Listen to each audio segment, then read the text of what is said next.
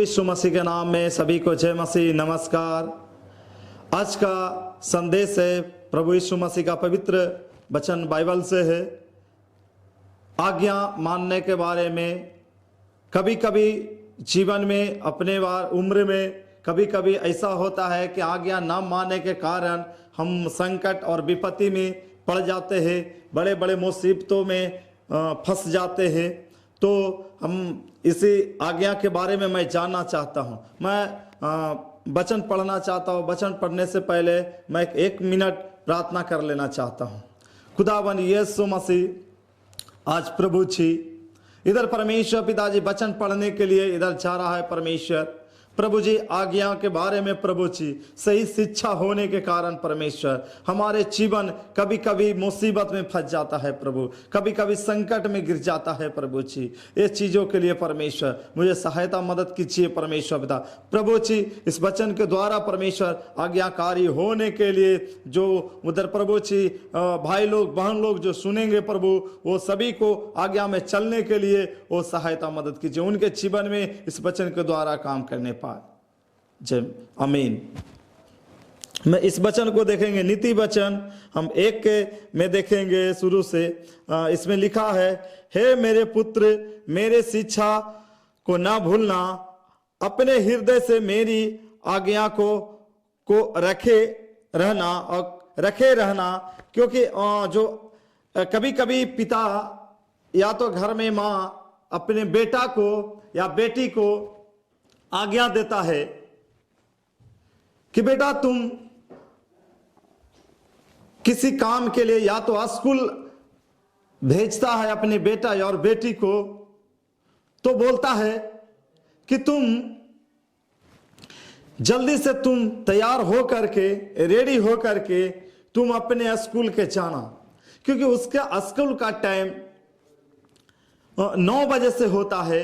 कभी कभी वो बच्चा भूल जाता है, भूलने के कारण मम्मी पापा उधर आज्ञा देता है, आज्ञा नहीं मानने के कारण वो कभी कभी दिक्कत में हो जाता है। अगर टाइम से स्कूल बच्चा नहीं पहुंचेगा तो उधर मास्टर उधर स्कूल से में इंटर होने नहीं देगा, कभी कभी स्कूल का गेट बंद हो जाता है। इसलिए आज्ञाकारी होना जरूरी है।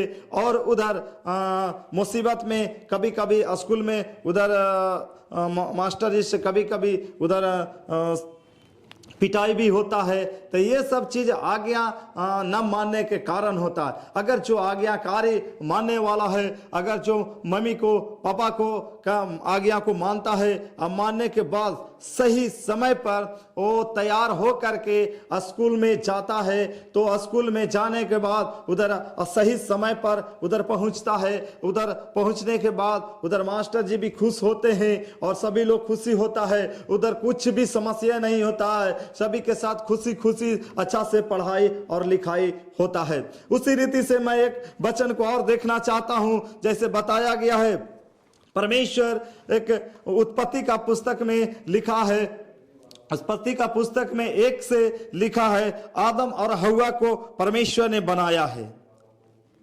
परमेश्वर आदम और हव्वा को बनाया है। यहोवा ने परमेश्वर जितने जंगली पशु और बनाए थे उसमें से एक सर्प दूत था, और उनमें से स्त्री से कहा, क्या सच है कि परमेश्वर ने तुम्हें इस वाटिका को फल को खाने के लिए मना किया है? ऐसे करके वो एक सर्प आता है और उधर स्त्री को, उसका नाम हव्वा होता है, और वो बोलता है, उस सर्प के बहकावे में आ जाता है और बोलता है कि हाँ, परमेश्वर मुझे आज्ञा दिया है कि तुम सारे इधर सारे चीजों के खाना है, सारे फलों को खाना है, परंतु एक जो फल है उसे तुम्हें नहीं खाना है। वो चर्च में हो जाता है, उसके मन में सर्प जो सांप उधर है उधर बहकाता है और बहकाता है, कहता है कि तुम इस वृक्ष का फल निश्चित खाया करो, निश्चित खाया करो, और तुम बिल्कुल नहीं मरोगे, बिल्कुल नहीं मरोगे, और तुम्हें भले और बुरे का ज्ञान का जो भी है, तुम्हारे बुद्धि उधर खुल जाएगा और तुम्हारे आंखें है जो खुल जाएगा। वो सांप, वो स्वर्गदूत उधर बहकाया है, उसके बहकावे में आने के कारण उधर हवा जो स्त्री है, वो स्त्री प्रभु का आज्ञा को तोड़ दिया है। तोड़ने के कारण उधर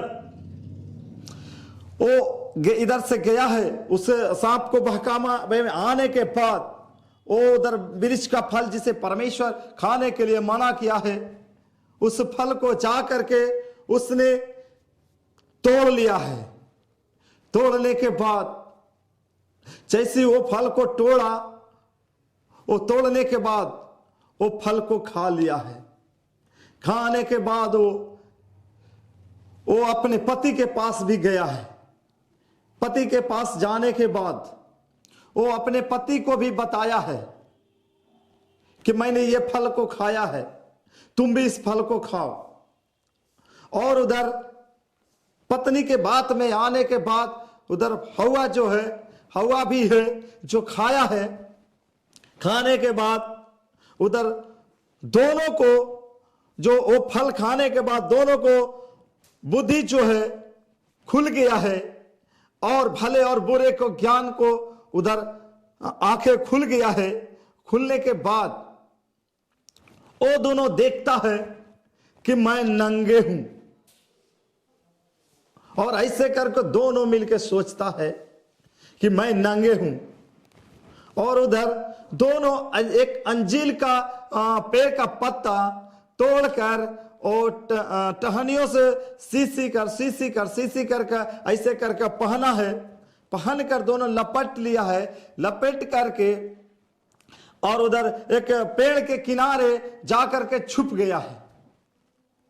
छुपने जब परमेश्वर का जब समय हुआ आने का, तो उधर बगीचा में आया परमेश्वर, तो देखा इधर आदम और हवा पर नजर नहीं पड़ा।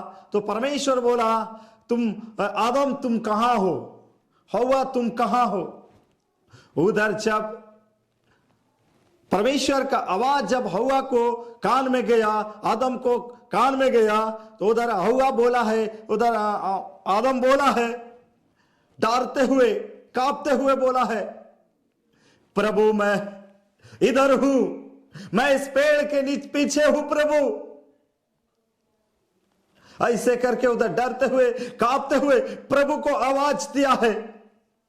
ओ समय परमेश्वर समझ गया, ओ प्रभु समझ गया कि उसने पूछा कि क्या तुम जिस फल को मैंने तुझे माना किया था, क्या उस फल को तूने खा लिया है क्या? उधर बोला, प्रभु जिस फल को जिस सचमुच में आपने माना क्या प्रभु, उधर फल को मैंने खा लिया है प्रभु। परमेश्वर उस समय बहुत क्रोधित हुआ। परमेश्वर जैसी वो बात को सुना, वैसी उधर फल को परमेश्वर मना किया था खाने से, लेकिन उसने तोड़ करके खा लिया। वो फल तोड़कर खाने के कारण वो आज्ञा को तोड़ दिया, परमेश्वर का आज्ञा को उल्लंघन कर दिया। परमेश्वर वो आज्ञा को तोड़ने के कारण, परमेश्वर वो आज्ञा को उल्लंघन करने के कारण क्रोधित होने के बाद उधर पूछा, क्या हवा उधर आदम को पूछा कि क्या तुम भी खाया? वो भी आदम बोला, हाँ मुझे। उस समय एक यहां पे वो अपने पत्नी की ओर बोला, परमेश्वर से बोला, प्रभु जो तूने मुझे मेरे लिए एक पत्नी दिया है, उसके कहने पर मैं खाया है। परमेश्वर बोला, बाइबल में भी बताता है, तुम दूसरे पर दोष ना लगाना। वो समय आदम अपने पत्नी को दोष लगाया है, वो खुद को गलती को स्वीकार नहीं कर रहा है, दोष लगाया है। मेरे प्यारो भाई बहन, दूसरे को दोष नहीं लगाना है, मैं अपने आप को जांचना है क्या सचमुच में मैं आज्ञा को, जो परमेश्वर हमको आज्ञा दिया था, जो हमारा घर में अगर परिवार, अगर मम्मी पापा आज्ञा देता है, तो सचमुच में वो आज्ञा को मैंने तोड़ दिया है क्या? वो आज्ञा को उल्लंघन कर दिया है क्या? आज्ञा से अलग हो गया है क्या? ऐसे पहले अपने आप को सोचना है, जानना है, जांचना है, तभी किसी के ऊपर हम दोष लगाएंगे। हालेलुया। प्रभु उधर ऐसे करके देखा है कि वो अपने पत्नी पर दोष लगाया है। दोष लगाने के कारण परमेश्वर को गुस्सा और भी भड़क गया। भड़कने के बाद उधर परमेश्वर उधर आदम और हव्वा को उधर श्राप दिया है। और उधर जो बहकाने वाला जो सर उधर सांप था, उधर सांप जो दूत उधर था, उसको भी परमेश्वर उधर श्राप दिया है। दोनों श्रापित मनुष्य है। उधर सांप को श्राप दिया कि तुम्हें एक जो अब से आगे को जो पीढ़ी जो जन्म देगा, जो मनुष्य बड़ा होगा, वो तुम्हें जब तुम्हें दोनों का जब वो दिखेगा या दोनों का मिलन होगा, उस समय तुम्हारे गुस्सा में होकर के तुमको मूड़ी को चूर करके कुचल डालेगा। ऐसे करके सांप को उधर परमेश्वर ने श्राप दिया है। और उधर श्राप हुआ है कि जब तुम्हें मनुष्य तुम्हारे करीब आएगा तो तुम एड़ी में, उसके पैर में तुम डसोगे। उसके कारण दोनों में बैर को उत्पन्न हो गया। ऐसे करके परमेश्वर उधर श्राप डाला है। ये सारे श्राप एक आज्ञा को उल्लंघन करने का कारण हुआ है, एक आज्ञा को टालने के कारण ऐसे हो गया है। मेरे प्यारो भाई बहन, जब तक मैं आज्ञा में नहीं रहता है, आज्ञा में नहीं चलता है, बहुत बड़ा से बड़ा हमारे जीवन में बड़ा से बड़ा घटना भी हो सकता है। जैसे आदम और हव्वा के देखे, परमेश्वर उधर आज्ञा को दिया था। उतन वृक्ष में उधर कोई भी पीड़ा नहीं था, उधर कोई कमाने का चिंता नहीं था, उधर कुछ करने का चिंता नहीं था। लेकिन एक सांप के बहकावे में आकर के उधर आज्ञा को टाला है। टालने के कारण परमेश्वर उस बगीचा से उसे निकाल दिया है। निकालने के कारण वो बहुत दुख में हो गया है, वो समस्या में हो गया है। और उसी आज्ञा को टालने के कारण उधर निकालने के कारण और भी उस पर श्राप भी पड़ गया है। मनुष्य पर श्राप पड़ गया है, और साथ साथ में वो सांप जो बहकाने वाला है उसको भी श्राप पड़ गया है। इतना ही नहीं मेरे प्यारो भाई बहन, और भी संकट है। परमेश्वर मनुष्य को बोला, जब तूने बच्चा को जन्म दोगे, तुम्हारे अंदर में वो पीड़ा उत्पन्न होगा। ऐसे करके उधर परमेश्वर श्राप डाला है। जब उधर हव्वा को जब बच्चा उत्पन्न होने लगा, तो उधर बहुत पीड़ा हुआ है, बहुत पीड़ा हुआ है, बहुत ज्यादा।